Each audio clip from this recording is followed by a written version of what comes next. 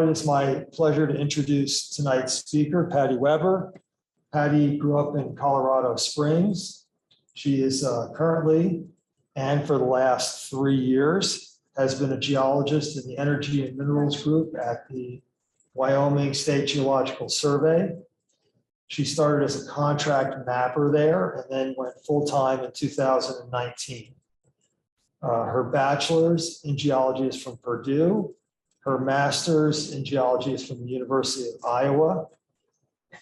Her background is geochronology, structural geology, tectonics. So Wyoming is a great place to do all of that. She began at the survey right after grad school. Get rid of the speaker panel. And her primary focus is on looking for and understanding critical mineral resources here in Wyoming. If it doesn't, she has to change. And her work involves, of course, mapping, geochronology, and geochemistry. Specifically looking at igneous and metamorphic rocks, although today they are actually looking at some of the sedimentary section in the Gros Ventre. Feel free to ask about that. So please welcome Patty Weber. Thank you. All right, thank you, everybody. Let me make a few adjustments to this and get my PowerPoint up.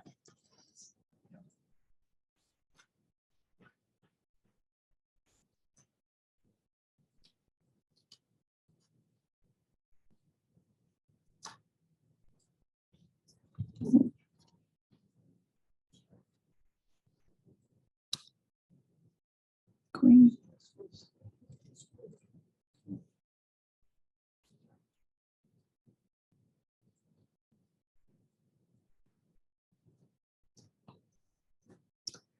All right, on Zoom, are you seeing my PowerPoint?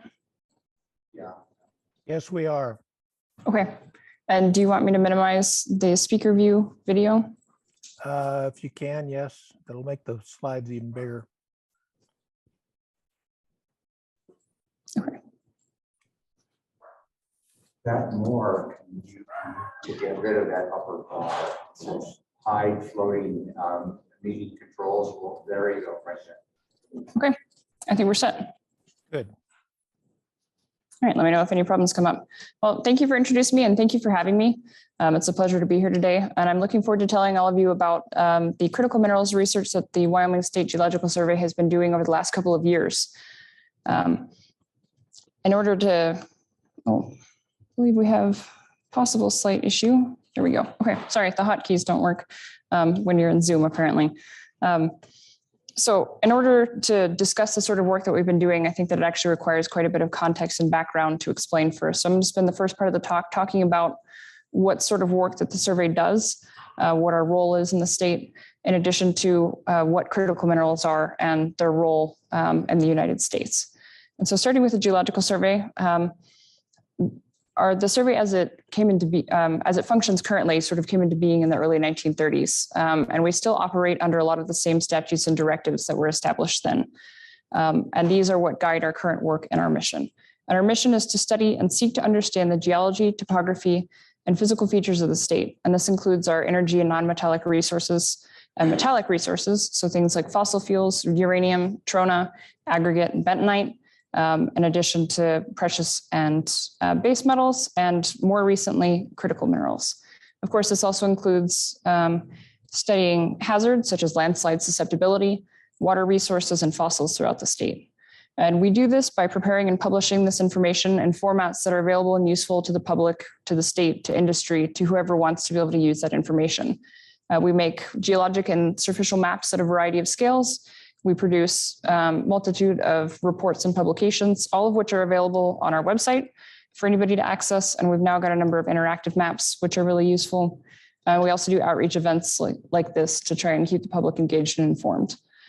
We also supply information, advice, and services related to the geology of Wyoming. So you can always call and ask us with questions. And we do this to promote the beneficial and responsible development and use of Wyoming's geologic, mineral, and energy resources. We are trying to understand what all of these are throughout the state, what the context of them are, and make that information available for everyone else to use in a safe way. I think it's also worth noting that the State Geological Survey is not a consulting agency, nor is it a regulatory agency. So we don't do any sort of mine permitting inspection or anything like that. A lot of what we are doing is geological studies and conveying that information to others. All right, and so I'm not sure how familiar everybody in this audience is with critical minerals. This is something that's kind of come into the global spotlight in the last few years, and it's becoming a hot topic in geology. Critical minerals are defined as minerals, excluding energy minerals, that are essential to economic and national security. These minerals have supply chains that are vulnerable to disruptions and are also characterized as serving an essential function in the manufacturing of a product, the absence of which would have significant consequences for the economy or national security. So pretty much these are materials of any sort that we require in the United States for manufacturing, for defense, for any other number of things that without we would have massive problems in terms of slowdown of supply chains and self-reliance. A lot of these are things that are not produced in the US or by our allies. And you'll also hear me refer to them generally as critical minerals. When you look at the list of them, you'll see that they're almost all elements. There's a handful of minerals or materials, but that's simply part of the nomenclature with it. And so hope you'll forgive me for that. And these are important because they're used in all aspects of our daily life even. So critical minerals like aluminum are used in almost every aspect of manufacturing. We also require various critical minerals for other metals and alloys for aerospace and defense technology, for green energy technology. So for the green energy revolution, we're going to need a lot more critical minerals, magnets, batteries, and for daily life things like your cell phone and computers, super chips, and all other sorts of stuff. And maybe more importantly, medical and scientific instrumentation requires these to function. And so as we have a growing demand, there's a growing need to be able to supply that domestically. So this kind of came into the spotlight around 2017. There was a federal or an executive order that was issued to develop a federal strategy to ensure secure and reliable supplies of critical minerals. And this is what spawned a lot of our current research on this. This directive pushed the USGS to develop a list of critical minerals and release that. And in turn, there was quite a bit of funding that was developed as a result of that, that was directed to various resources in order to start doing nationwide research on critical mineral potential. There have been a handful of other executive orders since then. Those have more focused directly on rare earths in the US and on our supply chains. And then earlier this year, there was the bipartisan infrastructure law that passed, and that sent a very large amount of funding down for critical minerals research into a number of different agencies. The USGS ended up getting $510 million out of that bill, which is significant. And the programs that they've developed, one of the most important ones is the Earth Mapping Resources Initiative, which I'll talk about quite a bit in a little bit here. And then earlier this year, the critical mineral list was updated, which is important. And it's something that happens every 3 years. And that's because criticality by definition is fluid. Something that is a critical mineral 1 year may not necessarily be critical the following year. And so it's important to readdress this list of them every couple of years. And so the initial list that was established, you can see here. And in, I guess it was late last year and it was finalized early this year. There were several minerals that were removed, and then there were others that were added to it. And so the current list is 50. Most of what happened with this was that the platinum group elements and the rare earth elements were expanded into individual entries because they each have different priorities. Nickel and zinc were added, and then a handful were removed from the original list. And one that some people have been unhappy about having been removed is uranium. And I think it's worth noting that removing uranium from the critical minerals list is simply something based on the definition of it. Uranium is a fuel mineral, and therefore by the legal definition of it can't be a critical mineral, but that has nothing to do with the actual criticality of uranium and how important it is to our economy and to our national security. So there is some movement to possibly alter that definition to be able to include uranium. But it's also, as it's a fuel mineral, largely under the DOE's the Department of Energy's jurisdiction. And there is an effort to reduce overlap between the Department of the Interior and the Department of Energy's work on these. And so I mentioned that a lot of the USGS's work is done through the Earth Mapping Resources Initiative. This is also just called Earth MRI for short. This project is a partnership between the USGS, state geological surveys, and the private sector with the goal of generating state-of-the-art geologic maps, airborne magnetic and radiometric geophysical surveys, and new LIDAR data, which is surface elevation data, in areas that are deemed to be permissive for hosting critical minerals. The goal of this is to improve the geologic framework of the United States and to identify areas that have the potential to contain undiscovered critical mineral resources. So in short, the goal is to build new studies that cover large portions of the United States, trying to determine what the most important areas to investigate for critical minerals may be, and producing new state-of-the-art mapping, major geochemical surveys, and coupling those with geophysical surveys in order to really bring up our geologic knowledge up to speed.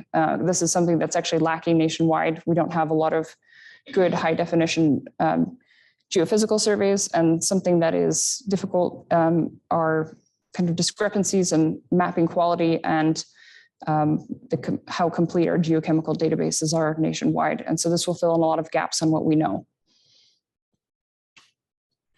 And so that's a fairly major undertaking for one agency to direct to the state, several state agencies or all the state agencies and other institutions try to direct this funding. So it's been divided up into phases. And so each phase was addressed during a specific fiscal year, and the states are all assessed during each of these individual phases, and the highest priority projects for each one are what are selected to be funded. And so for the first phase, it mostly focused on rare earth elements. The second phase focused on elements that are mostly produced as primary commodities or co-commodities. Phase 3 focused on co-products and byproducts, and phase 4, or the remaining ones, are ones that are not produced currently. They may be left in tailings or mine waste, and they're of low economic potential at this point. Nickel and zinc were also added to the list this year, and so I suppose that those probably fall under phase 4. Another important thing to note about how the USGS approaches these projects is that they're using what we call the mineral systems approach. And so a mineral system is a family of ore deposit types that are genetically linked in time, space, and through shared tectonic processes. And so the point of using an approach like this is that projects are not funded to look at individual deposits or mines. They're funded for an area that may have a lot of deposits, with the goal of understanding the entire geologic background that unites behind that. And that means that that research goes well beyond study of individual deposits. It's useful for things like hazards, for water, and for producing any other number of products that would be compatible with the data that's produced for these. And so to give you an example of what some of these mineral systems may be, I've got this diagram that I've borrowed from the USGS. It's got a generalized tectonic scheme showing some of the typical tectonic settings and the associated mineral systems with them. So for example, if we look at the convergent plate boundary, you'll see porphyry deposits. Porphyry deposits count as one mineral system, but within one mineral system, there may be a subset of a dozen or more subtypes. So there's copper porphyry deposits, copper moly gold, and a number of others. And each of those gets subdivided out. And that way we're, again, trying to address the major geologic picture and not just small scale pieces. Wyoming has been involved in Earth MRI since fairly early on. If I remember correctly, in 2019, for the first phase of Earth MRI, it wasn't open to state participation, but we did start participating as soon as it was, and this was in phase 2. We were awarded a $100,000 project to work in the Central Laramie Range, and you can see the footprint of that here. And I'm going to talk about all of these projects in detail. I'm just going to give you the quick overview at the moment of these. We also were awarded a geophysical survey in the Medicine Bow Mountains. So you can see we've got Southeast Wyoming here and our little blow up of it. This blue outline here shows the geophysical survey footprint. Yellow here is wilderness that's been excluded from it. We have put in a proposal for another Earth MRI project that will be a 3-year, $300,000 project that will also cover the Medicine Bow Mountains, and that's outlined here in red. We have a project that's going to be starting here fairly soon in the Phosphoria Formation in the western part of the state.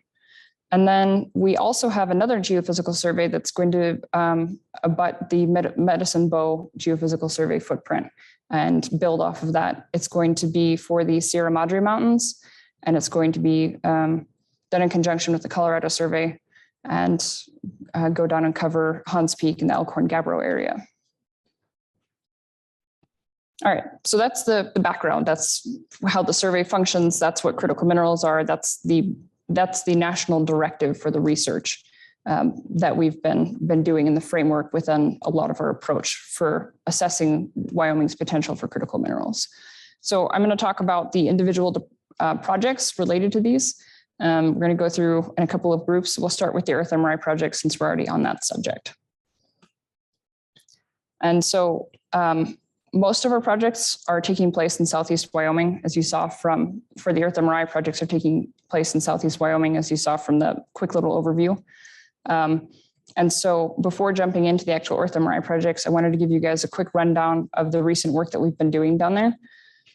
So we've got the Earth MRI Central Laramie Range project, which I just mentioned, and this produced 2 bedrock maps with it. These are the King Mountain and Ragged Top Mountain geologic maps. At the same time, we also did the Rock River 100K geologic map and the Goat Mountain 24K. And that was to be able to continue developing a better understanding of the geology of the Laramie Range. We also released the Poe Mountain and Guide Rock maps, which I forgot to highlight. They're up here. And all of these maps are building off of Ron Frost and Don Lindsley's work. They did mapping in the Laramie and Orthosite complex for decades. And their work is largely unpublished. And so this was an effort to try to get that information out there and on the ground. And then we've got several other ongoing maps in the southeast corner of Wyoming. And one of these is the Medicine Bow map, the Phantom Lake map over here, which we'll talk about. And then there's a handful of others that we've got along the state line, in addition to all of these ones in green, which are ones we've recently completed. And so we've actually been doing a lot of mapping in that area. And then we've got the geophysical surveys, of course.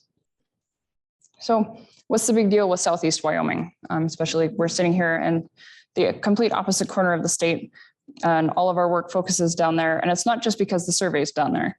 It is conveniently close, but that's not the motivation for it. I would argue that the most geologically important feature in Southeast Wyoming, at the very least, is what we call the Cheyenne Belt. So the Cheyenne Belt is a major suture zone. This is a major, you could think of it like a fault or a shear zone, something similar to that formed between 1.78 and 1.74 billion years ago during the Medicine Bow orogeny. And during this event, the Colorado province, which is shown on this figure as the Yavapai Mojave province, accreted onto the Wyoming craton. And so for those of you who might not be familiar with the concept of cratons, cratons are large, relatively stable, typically ancient masses of continental crust. And over time, these masses accrete together to form our current major land masses like the North American plate. This is actually a very hot topic, and it's an area of active research. And so I have to also note that in using this particular figure, I am not advocating for these particular boundaries. I'm not trying to give this as my interpretation of what these boundaries are. I know that there could be people watching who would be offended at my use of this one because it is very controversial. The reason I chose it was because it clearly shows the footprint of the Wyoming craton, in addition to the footprint of the ranges that we've been looking at in all of these figures. And so I wanted to be able to give you guys that context. And so you can see the Cheyenne Belt here, and the Wyoming craton is to the north, and the Colorado province is to the south. Jumping back to this one, looking at our Southeast Wyoming section, you can see that it cuts through the Sierra Madre, Medicine Bow, and the Laramie Range.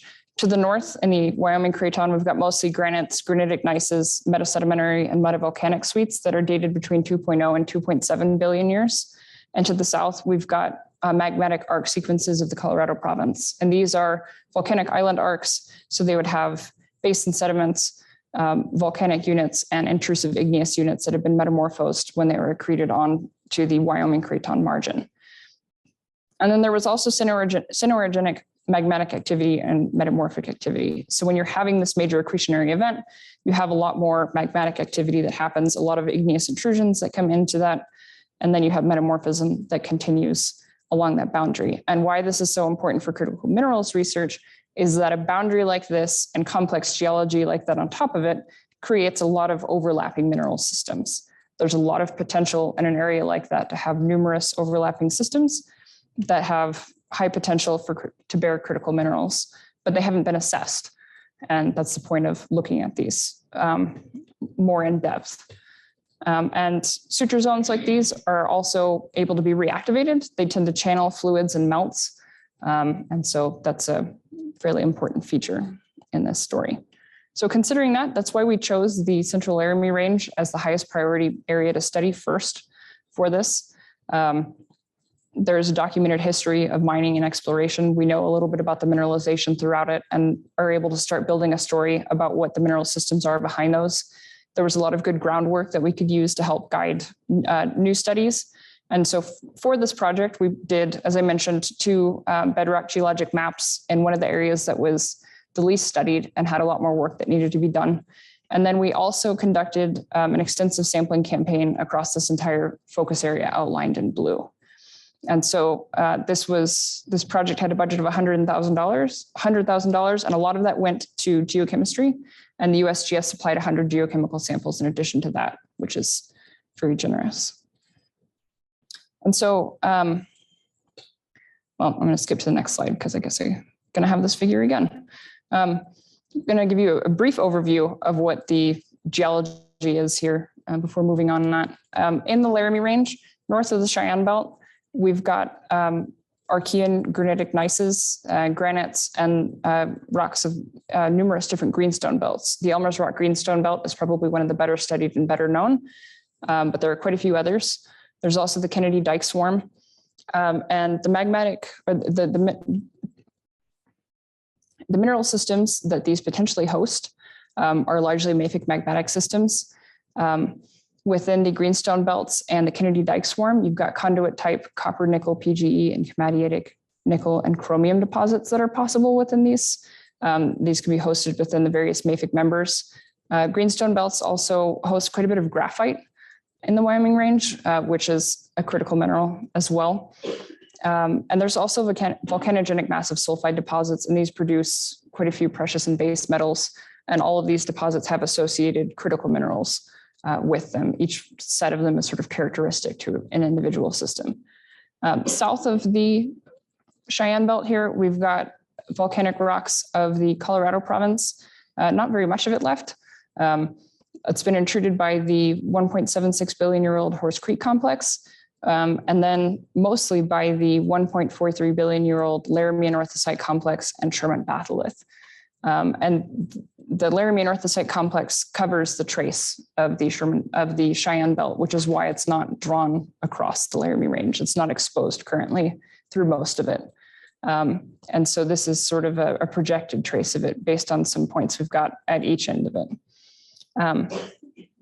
Laramie and Orthosite complex has montacyanite in it, which is rare earth enriched, one of which is being currently explored. And then the anorthosites host quite a few iron, titanium, vanadium oxide bodies, been the subject of repeated research for quite a bit of time.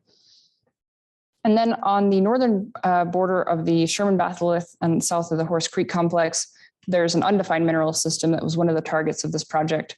There's polymetallic mineralization, and there's been some hypotheses, but not very much work done previously on this. And so this is one of my favorite slides because I wanted to show you guys some of the progress that we've made with the mapping in this area. This figure is what we used to submit in our proposal. It's a clip from the Laramie 100K. showing the King Mountain and Ragged Top Mountain maps as we had them at the geologic resolution before doing this project. And after this project was completed, here are clips of the two maps for this project, King Mountain and Ragged Top. We were able to add quite a bit of detail in terms of the geology, understanding the structure, the relationship with mineralization, in addition to the geochemistry and geochronology that we did for these projects. So for the geochemical survey part of this project, we did sampling across as much of this area as we were able to cover in the 2-year period. And we did quite a bit of focus up on the northern end for this part of it. And that's because there was a lot of previous work that was done up there. The USGS has done a lot of high quality detailed mapping. There's a lot of geochemical data available. There's theses. And then of course, at every mineral deposit, there's an assay of some sort. The problem with these is that they usually only assess a handful of elements. Assay data often looks at 3 to 5. And even the USGS's data didn't look at trace elements and rare earths for a lot of these. And so what we're left with is a very incomplete geochemical data set. It doesn't give us a picture of what the critical minerals are like within these, and also leaves out some of the picture of what sort of mineral systems we might really be dealing with. Because the geology is so complex and there's so much overprinting, it's easy to assume one, but without looking at the remainder of the data, you may be missing part of that picture. And so we were able to use these to target new sampling and produce a comprehensive but preliminary geodatabase across this area. And so we targeted a lot of graphitic schists, as well as chromium, cobalt, and nickel-enriched metabasalts and peridotite dikes throughout the northern part of the range, chromium-bearing talc schists. And unfortunately, due to time and access limitations, we weren't really able to address some of the polymetallic deposits or volcanogenic massive sulfide deposits. The problem with doing a 2-year project as the critical mineral list evolves, though, and as you learn more about the area, is that it's hard to keep in mind that a lot of the elements in those sorts of deposits were not in the phase 2 list and may not have been on the 2018 list. And so it's easy to look back now and say, oh, we didn't get to these quite yet, but it opens more doors for future research in these areas. And in the anorthosites, we collected quite a few iron, titanium, vanadium oxide bodies, which you can see an example of here, in addition to some rare earth-bearing monsonites. And so, as I mentioned, one of the other focuses was on this undefined mineral system with polymetallic mineralization that didn't have kind of a very good base to it yet. And so what keyed us into this area were historic mines that were near the northern edge of the Sherman batholith. They'd been documented and nothing's really been done with them since. There's quite a bit of mining activity that took place on the southern end of the Sherman and the Silver Crown mining district. And it's been speculated for a long time that these are temporally and spatially related to the Sherman batholith, just because of proximity and speculations about the time, but they hadn't been dated and they hadn't really been looked at in terms of the greater picture. And so we were able to date these deposits and showed that they actually did form at the late stages or directly after the intrusion of the Sherman batholith. However, the chemistry and the mineralization isn't exactly compatible with some of the earlier interpretations that it is related to the Sherman.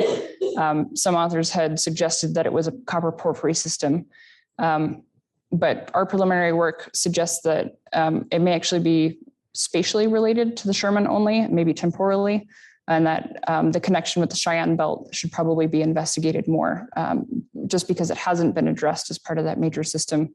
But that does require quite a bit more work. And so keep an eye out, or if anybody knows anybody interested in doing a master's thesis or a project on it, I've got lots of ideas that I'd love somebody else to pick up with. So that project wrapped up at the end of June, actually. And so our materials for that should be coming out, and I think by the end of September, hopefully. So we'll have maps, a report, comprehensive geodatabase, and a lot of information online for all of this. All right, well, let's move further west along the Cheyenne Belt and go back over to the Medicine Bow Mountains. We have a similar project that we proposed in the Medicine Bows. And so this spring, we submitted a proposal to the USGS to do a geochemistry and geochronology sampling reconnaissance program. That was slated to start in September if we're awarded that, but there's been some hangups on some stuff. And so we're still kind of waiting to see where that goes. We're fairly certain that it will happen, but I guess it remains to be seen. So we'll talk about it as a tentative project still. If that project is funded, it's a $300,000 project budget for that, and it will last 3 years. So that's a huge amount of funding to work on petrography and geochemistry and geochronology. The USGS is also going to be supplying 500 geochemical samples in addition to that $300,000. And so this was going to be a high density, high intensity campaign across the entire Medicine Bow Mountain range. And that one is not going to have mapping associated with it, in part because of the ongoing work that we've had. And we're also waiting on the geophysical surveys. So that's going to be complementary to the ongoing work that we're already doing there and the upcoming work that we're planning. And like the Central Laramie Range, the Medicine Bow Mountains are a high priority area because, in part because the Cheyenne Belt crosses through them. And there's a number of overlapping systems that have formed there as a result of it. There's also, of course, well-documented mineralization, and there's a long, extensive history of mining, and there's actually current exploration that's always kind of been ongoing here and there. And so there is interest in it. Some of our mineral systems that we have in the Medicine Bows are mafic magmatic systems, such as with the Lake Owen and Mullen Creek layered mafic intrusions. And these types of bodies are enriched in platinum group elements, chromium, cobalt, nickel, and sometimes are titanium and vanadium bearing. There's all sorts of polymetallic deposits. We have paleoplacers. We've got some interesting magmatic rare earth deposits that are associated with some of the pegmatites in the Platte Mine Big Creek district. And then there's volcanogenic massive sulfide deposits in the Phantom Lake metamorphic suite, which have similar enrichments to mafic magmatic systems and a slew of other critical minerals. And it's worth noting that with volcanogenic massive sulfide deposits, I'm not sure how many of you are familiar with with seafloor mining and undersea mining. A lot of that is targeting active or recent versions of those deposits, whereas these ones would be looking at several that are a few billion years older than that. This project in Western Wyoming is actually starting in a few weeks. So that one is moving. This will be an assessment of critical mineral potential of the Permian Phosphoria formation and the Western phosphate field. So this one is actually going to be led by the Idaho survey. It's another 3-year, $300,000 project, and it's going to be done in conjunction with Montana, Utah, and Wyoming, where each state is going to be working on the geochemical sampling for their own respective deposits. And so the Wyoming Geological Survey got just over $63,000 to start that. And I think our field work starts pretty soon here to go out and grab some of that stuff. And so this project is going to be focusing on a marine chemocline system, and that's enriched in rare earths, vanadium, and uranium. And it's going to be targeting phosphate-rich beds and black shales that are enriched in these. These are the Mead Peak and the retort members. And the goal is to understand the critical mineral occurrences in the context of this basin-wide depositional system, as well as the lithofacies and chemofacies associated with each of these units, and understanding what the distribution is within them. And so the USGS, as always, has done quite a bit of previous work in this area. They've created quite a few measured stratigraphic sections and core to accompanying them, but there's not accompanying geochemical data for these. So we'll be able to use that information to target very specific spots for sampling and supply said comprehensive geochemical data as a result. All right, so let's move back to the Cheyenne Belt for a few minutes again and talk about the geophysics projects that we're going to have coming up. And so these are fairly significant. This is one of the hallmarks of Earth MRI is doing these major geophysical surveys. Wyoming actually doesn't have very much geophysical data that's publicly available. So this is huge for us to be able to get access to something like this. The USGS awarded the survey $450,000, and the state added in $50,000 as well to be able to do a fairly sizable survey, just over 2,600 square kilometers. It's going to exclude wilderness areas, and it's going to be a magnetic and radiometric survey, and in addition to having ground-based gravity data. And that one was originally slated to be flown last summer, but there's a lot of issues with contracting, timing of things, as well as all the problems that come with actually flying a geophysical survey. And so that is slated to start this fall instead. I guess there's the footprint relative to the maps that we're working on. The other one that's coming up is the Sierra Madre Hunts Peak Elkhorn survey. And the footprint for this one is tentative.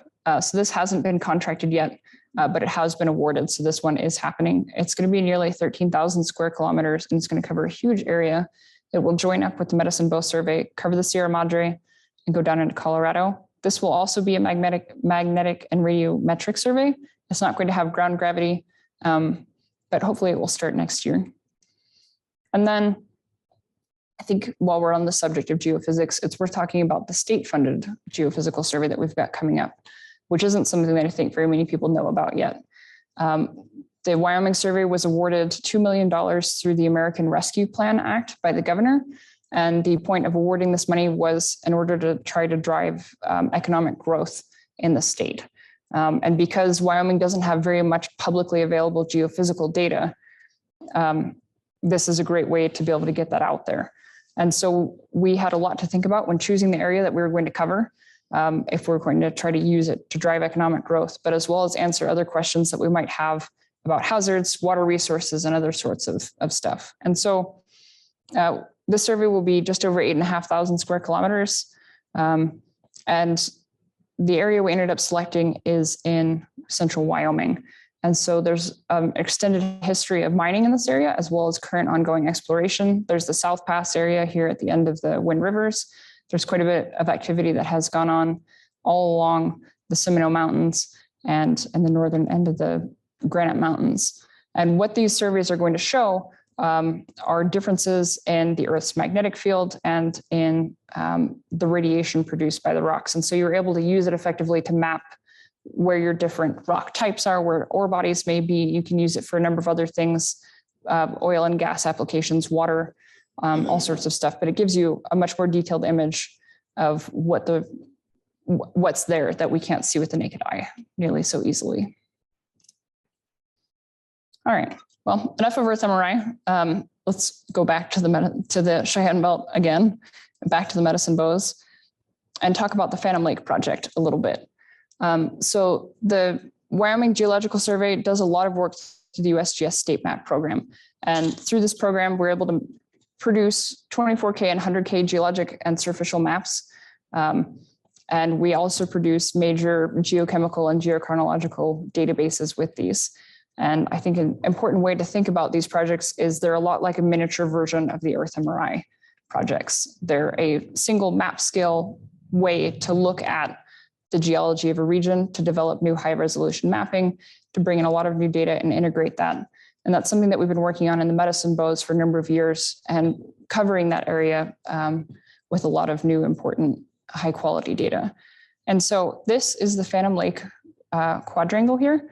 You'll see that the Cheyenne Belt passes through the Medicine Bows here, not as a singular piece, but actually multiple separate shear zones. And so the Mullen Creek Nash Fork shear zone of the Cheyenne Belt crosses through here, which is, again, as we've talked about quite a bit already, what makes some of these areas prime targets because of all the stuff that can be channeled along such shear zones. And so for this project, there was new mapping that was done because things needed to be brought up to speed, kind of and be integrated with a lot of the work we've done recently. Since we've done so much geochemical and geochronological work, it's changed our understanding of some of the units. But I wanted to give you a quick look at some of the geochemical data that came out of this project. And this one hasn't been published yet. Mind you, it will be out sometime this fall, but it's wrapping up and the last of the field work's being completed. And so if you take a look at some of this, we've got, these are metapolitic rocks from the Phantom Lake Metamorphic Suite that makes up a large portion of that map. And the geochemical data shows that these are enriched in platinum and palladium, which are part of the platinum group elements that are critical minerals. And the mafic rocks from that same suite are even more enriched, in addition to having a number of other metals and other interesting critical minerals in them. All right, moving away from the Cheyenne Belt finally. I just want to wrap up by talking about some of our other state-funded research with critical minerals. And a lot of what the survey has been focusing on also includes heavy mineral sandstones, and we've done a project recently in the Kemmerer coal fields. And so these projects are very different in scope and kind of in their approach to the projects that I've just talked about. You're also dealing with drastically different rock types and mixes things up a little bit. So with heavy mineral sandstones, what we're looking at are what may be called beach placers, black sandstones, or paleoplacers when they're lithified. And what these are accumulations of heavy or dense minerals, things like zircon, ilmenite, rutile, monazite, or xenotime. These things are heavier than your average mineral like quartz that you might find in sand. And so when you have an active shoreline, you get accumulations of these that gather over time by wave action, which also removes the lighter stuff. So you're left with beach deposits that have lenses of these much denser, darker minerals. And these get preserved over time and get lithified. The unlithified versions of these, the beach placers, are actually one of the world's most important sources of titanium and zirconium. And I think there's some rare earths that are mined from some of these as well. And it's because they're unlithified. They're easy and economically viable to mine. Well, obviously, Wyoming doesn't have an active shoreline right now, but it did in the Cretaceous. So if we go back 65 to 100 million years and look back at the Cretaceous period, we had the Western Interior Seaway, and there were similar deposits that formed on the shores of that. And those are preserved in a lot of the rocks across Wyoming. In fact, we were just there looking today at a handful of them, potential ones. And so our work with this first started kind of as a spinoff as another one of our state map projects that was done in Richards Gap, which is down at the south end of the Rock Springs uplift along the Utah border. There was a heavy mineral sand deposit there in the Upper Cretaceous Rock Springs Formation. And that was analyzed, and it turns out it's rare earth enriched. And part of what this brought to our attention was that these mineral deposits, these heavy mineral sandstones, are well known across Wyoming. They're documented through the Cretaceous, but they don't have very much geochemical data on them. And they certainly don't have very much in the way of rare earths or the critical elements that we're looking for. And so that's a major gap in our understanding of these sorts of deposits that we're wanting to fill in and learn more about. And so this launched this first spin-off project of this, focused on 8 other deposits on the eastern flank of the Rock Springs uplift. These are all in the Upper Cretaceous Rock Springs Formation. And if you've never seen one, we've got Cretaceous sandstones here. And these dark red intervals are the heavy mineral sandstone deposits. So they're usually fairly obvious, both when you look at them, and they tend to show up because they tend to be have a little bit higher radioactivity, and so they can be detected fairly easily. And so here's a handful of other ones across the state and across the Rock Springs area. And this has also spun off a larger project that's assessing heavy mineral sandstone deposits across the rest of Wyoming. So of course, this takes the Cretaceous deposits, which you can see in green. So we've got that Rock Springs uplift, but there's of course Cretaceous deposits statewide. And we're also going to be looking at Cambrian flathead deposits, those in Precambrian quartzites, and some possible questionable ones in Eocene fluvial placers. And so these are really young. They've really not been studied very much. They might actually be roll front deposits, but we're going to go look and find out and see what these things are and what's in them. And so this is going to produce a comprehensive statewide geochemical data set that has a uniform set of elements that's been analyzed. And so that's going to be really interesting to see what comes from that. And if there's time and funding, we may look at provenance of some of these sandstones just to look at where these minerals are coming from and some of the history within those. And last but not least, we've got the Chimera Coal Underclays and Interbeds project. This was published early this year. This was an investigation of trace element and rare earth data in Wyoming coals, particularly in the Chimera coal field.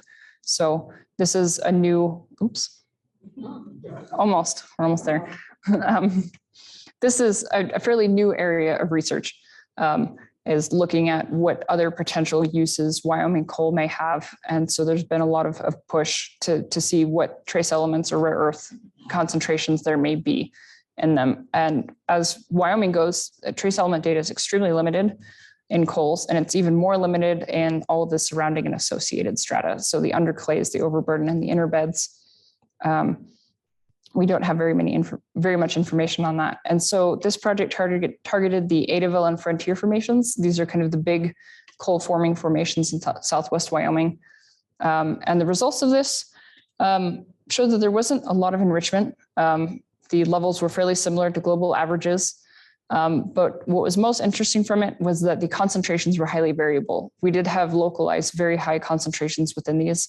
And so what it does is highlight a need to try to develop an understanding of the controls for that concentration and how variable it is, and whether or not these deposits based on singular samples can be considered economic, and how that spreads laterally along a bed, vertically through an entire section, and how you may be able to determine where concentration may be higher. So I think it was a really valuable study in that it shows that we have a lot of work that needs to be done in order to pursue something like this. This work is complementary to work that the University of Wyoming School of Energy Resources is doing. They're conducting similar projects on a larger scale across the greater Green River Basin and the Powder River Basin currently. These are part of their core CM projects. So it was a fairly quick run through of all of the critical minerals work that the survey is working on right now. We've got a lot of ongoing projects. We've got a lot of stuff upcoming. We're trying to wrap up a handful of others, and there's going to be a huge amount of data that's coming out with those. And so hopefully by doing this, we're able to help produce a better geologic understanding of our state and to start to integrate some of these smaller pieces that have been looked at over time into a greater geologic picture that helps us get to know Wyoming a little bit more. So thank you for your time, and let me know if you have any questions.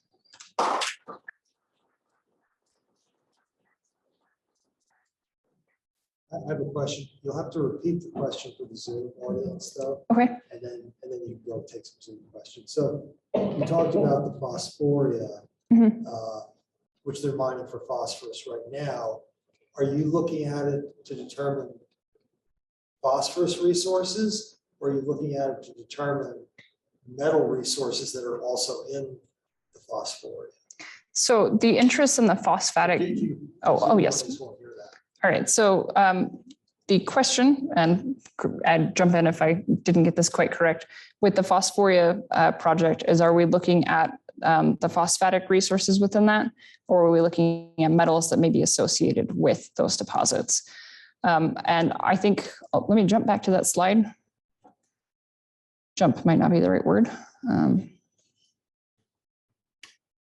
So I think what our targets for that are mostly the critical minerals associated with the phosphates. So in phosphate bearing minerals tend to also be rare earth enriched. And that's more of what we're interested in studying is these are things that are being studied being mined currently for a different commodity. And so that's one of the interests in the Earth MRI projects is understanding what the co-products and byproducts may be, and where they're present, what the concentrations of them may be like, should we decide that we do need to start using those. And so our interests are mostly the rare earth, the vanadium and the uranium that would be in those deposits. Does anybody else have any questions in the room? I will figure out how to go to that in a moment. Second to the last slide. Before the cows. The one before camera. This one? Okay, what are you looking at in the Jackson Hole area? That's a good question. So we were actually just out there today. That's up in the Gravant Range. And we were looking at an Upper Cretaceous sandstone. We weren't sure if it was actually going to be a heavy mineral sandstone. It is the westernmost one like it. And so a lot of it was trying to understand whether or not we have that present within that system. Actually, the person sitting next to you is my field partner, and he's the one leading that project. And he volunteered earlier that I could ask him questions or direct them to him for heavy mineral sands. And so if you want me to clarify that any further, Derek here would be a great resource for that. But what we're looking at with those is trying to determine whether or not some of these placer deposits actually exist. There's a lot of old data on them, and there's not a lot of geochemistry. And a lot of our source information is something like there is this brown sandstone here that we think is a placer deposit, and that's it. We don't even have great location information on some of these. And so part of this project is to understand what the real distribution statewide is. And if they're there, we're looking to see what's in them, because they're not uniform in what sort of mineralogy is in them. And that's where provenance comes into, is trying to understand what the greater geologic system is statewide in that distribution. So You have two different ones up in the Jackson area. thinking of 25 or 12 and Yeah, 25. Derek, what's 25? 25 is an odd one. It's in the Jurassic sandstone. And we went there last year. It's a similar deposit in that it was formed in a similar mineral system. And what was interesting was, why did it occur a few million years before? So that's why we went there to see why do we get something that we typically see in the Cretaceous earlier on. All right, and for the Zoom audience, I also forgot to tell you what the question was, which is what deposits we're looking at in the Jackson Hole area. And so Derek answered that we were looking at a deposit that's actually in the Jurassic. And so it's a little bit early and is anomalous and interesting for that reason. So, thank you. Does that answer your question? All right, any others? Anyone? From what I'm hearing here, you're doing a general survey as to where the minerals might be found, but not a specific survey as to the quantity or quality of those minerals. I'm more curious about, when you find something, can you say, is it worth mining this? And what is it going to take to get the mineral out? So the question was, it seems like most of the work that we're doing is a broad state scale general surveys. We're not looking at individual deposits quite so closely and looking at what the economic potential of them is, whether or not they're mineable and how much of them is there. And you're right in that, since we're not an exploration agency of some sort, we look at where the deposits are. We do analyses to determine what's in them. So we'll produce geochemical data. Say we come across a copper deposit and we want to know what the associated critical minerals are with it. Depending on how complex the rock is, we'll do petrographic study with it, and we'll couple that with macro and micro scale work and the geochemistry to understand what the deposit may be. But we don't do resource quantification. So we don't do any sort of estimations of ore body size, anything like that. We just supply the base information. And if there are exploration companies who are interested in doing that sort of work, they can. We don't have the funding to do drilling and stuff. So, Yeah, so if somebody's interested, they see a concentration or evidence of a mineral or an element in one spot, then that company would go in and do their own survey, find out if it's viable or not to mine. Yes, that's correct. And so other companies come in and do that sort of work where we're providing the groundwork and trying to help build the understanding of what the actual system is. But where they go might be based on their surveys. Correct. Yes. It just seems like very intense geological work for a couple of years too. How many geologists have you got out there? There's actually only a handful of us doing a lot of this work. I think the survey has 18 full-time staff. I think a dozen or so are geologists. And for the Earth MRI programs, I'm co-leading 2 of them. And I co-led the Central Laramie Range one. We have Derek has been working with in conjunction with some of these, and then we have, I think, 3 other people full time. So there's really just 5 to 6 of us full-time geologists handling all of these projects. It's very ambitious. It is. It's a lot of work. Yes. In the beginning, you gave this slide that showed kind of a tectonic theory of mineral deposits. Yes. And is there something like that for the rare earths, or do people just go and search kind of random? That's a good question. Let's see if I can find that. It's further back than I thought it was. All right. So yeah, this is just a pretty general diagram, and that's a tricky one. So he asked if there's a similar diagram or something like this, a similar approach that we use for rare earths. The problem with rare earths is that they occur with a lot of different types of deposits. And so each of these types of mineral systems may host a dozen or more associated trace and critical minerals with them. And so rare earths occur in conjunction with, I can think of at least half a dozen different systems. And so we can use the same approach to try to target those. I wouldn't say that people just kind of go out randomly looking. There's known types of deposits that we could search it for. So for example, in the Laramie Range, there's a bunch of monzocyanites, and these are a fairly unique composition that tend to have rare earth enriched minerals that are associated with them. And so we know what sort of rocks that we would want to look at as targets. And same for the phosphates. If it's going to be phosphate enriched, it's most likely going to be phosphate hosted in rare earth bearing minerals as well. So does that answer your question? No. I was just going to ask, John Willott, are there any questions from the Zoom audience?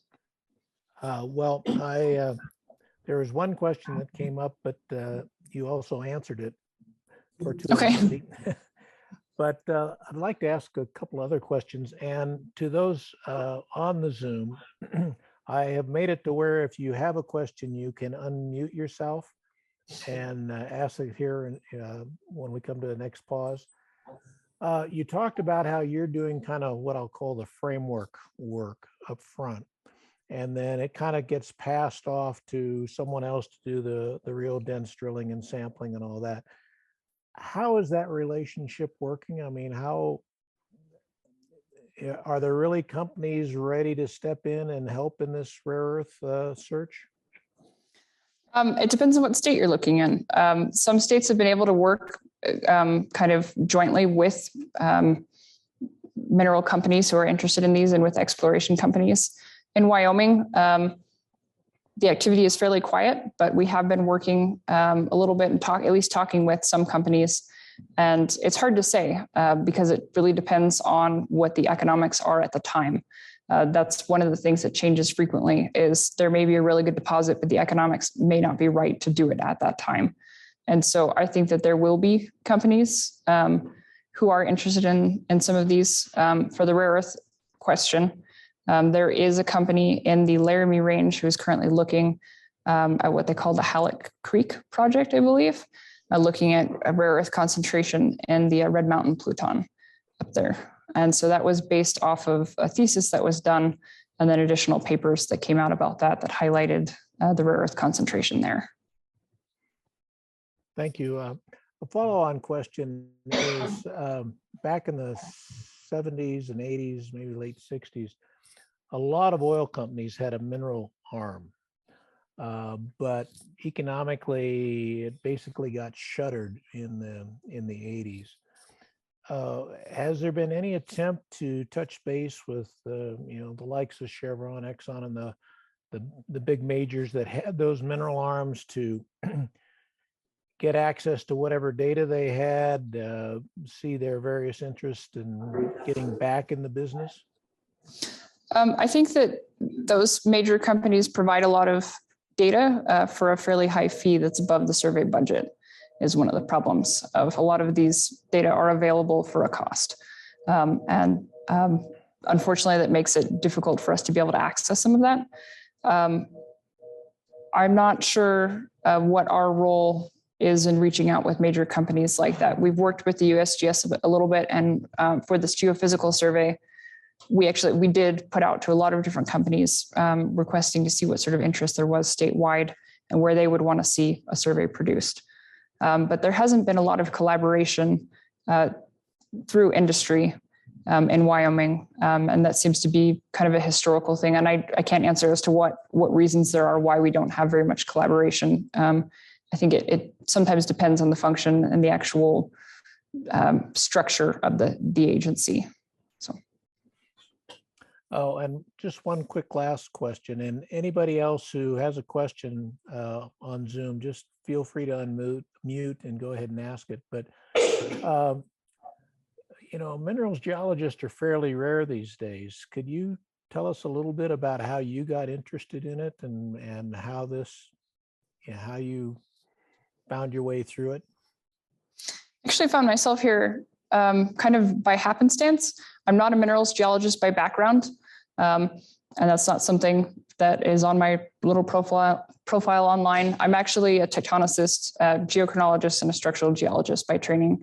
But a lot of the work that I do has very similar background to economic geology. The skill sets that I have through the research that I've done, both for my schooling and through the work I've done in Wyoming, have significant amount of crossover for the type of research that we do for minerals geology in Wyoming. And so that's an understanding of geochemistry and mineral systems and mapping the tectonic picture, being able to use geochronology and a lot of other analytical skills to kind of pull that picture together rather than looking at just singular structural pictures or the tectonic picture of one region, just turning that towards mineralization instead.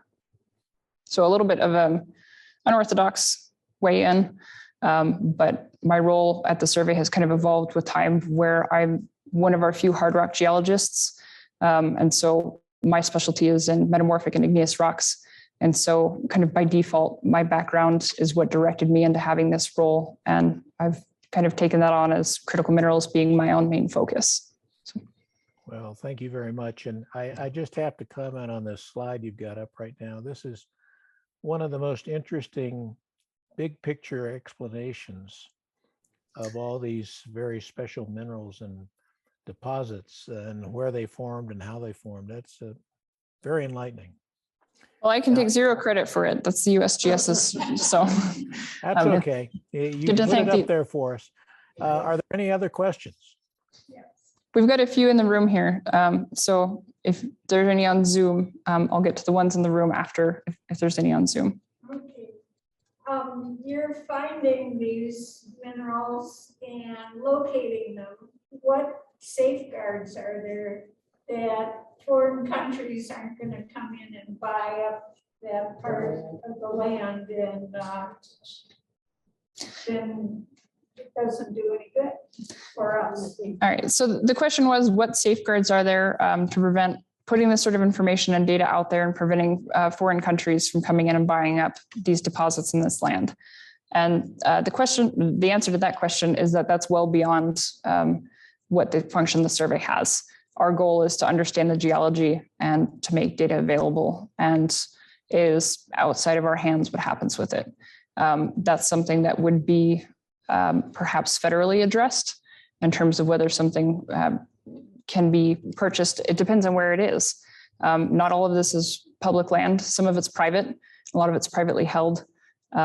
A lot of if it's not privately held, what we work on is state forest land, BLM, all other sorts of stuff. So a lot of this is already owned by the United States. So. But Wyoming doesn't have any sort of program to protect against foreigners buying up the rare elements. I don't think so. I don't think that there's a precedent for that in the US. Yes. One last question on the economics of mining this material. Do you think in general Wyoming presents a good, fair, or poor source for mining for industry to come in and mine this material? I mean, compared to other states. Mm-hmm. So the question was, how does Wyoming rank compared to other states and kind of as a prospect for mining activity? And I think that we would rank on the fair to good range of that, but that's a tough question because compared to other states, it depends on what we have and what's being looked for at the time. I think that a lot of Wyoming's resources are actually underexplored just because of the history of them. When Wyoming's primary commodities were looked at was kind of at a bad time relative to other states' discoveries, and that shaped a lot of the mining history. And a lot of those deposits haven't really been looked at in detail since. And so I think it depends on what you're looking at. If you're talking about copper compared to Montana, we rank fairly poorly. But in terms of rare earths, Wyoming has some of the best deposits in the country. So, yes. Yeah, and I was going to just follow up on that with just your point that you were just making about rare earths. It's a tremendous interest in rare earths. China has a huge monopoly on it at the moment. Why isn't there more interest in Wyoming's rare earths? I think there is. It's growing. I think it was a recent realization in the last decade or so of the situation that we're kind of in geopolitically, and who controls the market, who produces it. And so for Zoom, the question was, why isn't there more interest in Wyoming's rare earths? And it's because we haven't necessarily had a need to produce rare earths domestically. There was only one mine producing for a while, but that's changing quite a bit. There's a lot of movement nationwide to find good rare earth deposits and start looking into permitting those. So my understanding is that one of the problems with the rare earths is the actual processing of them, that it's very environmentally dirty, which is why it sort of got all offshore to China, because they have very lax environmental regulations. Can you speak to that at all? I know it's not your field of study, but. Okay, so the question was about, I was kind of asking about one of the issues with rare earth processing is that it's not necessarily an environmentally friendly process. And so a lot of it's been pushed offshore. And that's actually another area of active research. And so more efficient and cleaner processing of these materials is a topic of active research. And I'm trying to think how much of this is public information. There's This is going to go on the internet. This is going to go on the internet. And so I believe all of this information is available online, but there's a company in the northeast corner of the state who's working on a deposit up there. And one of their main avenues of research has been on how to better process the rocks up there in order to cleanly remove it. Something that's worth considering with rare earth deposits, one of the reasons that they're considered to be problematic is they're often enriched in thorium, which is undesirable. And so finding rare earth deposits that are not enriched in thorium is part of that. And we have one, possibly two, if I'm remembering correctly, but that's a fairly important factor is what are the co-minerals or co-elements that may be associated with it that complicate the process. And so looking for ones that are easier to process Not radioactive. and not as radioactive is one of the ways around that. So do we have any other questions? I saw a hand come up at some point over that side. Just want to make sure I'm not ignoring anybody. So, do we have any Zoom questions? Oh, I think you've exhausted the Zoom audience, and Excellent. That's good. and we're very pleased. A very thorough discussion. Thank you. Thank you for having me. I really appreciate you guys' time. Yeah, so Patty, we have a small token of our appreciation, a small gift. Thank you. Very much for making the trip out here. Yeah. And for an excellent presentation on what we're going to do to replace coal, I guess. So the drill is the chairs on that side go that way, the chairs this side go this way. Remember, not 2 weeks, but 16 days, Ryan Thigpen, same place. Please join me in thanking Patty Weber for a great presentation.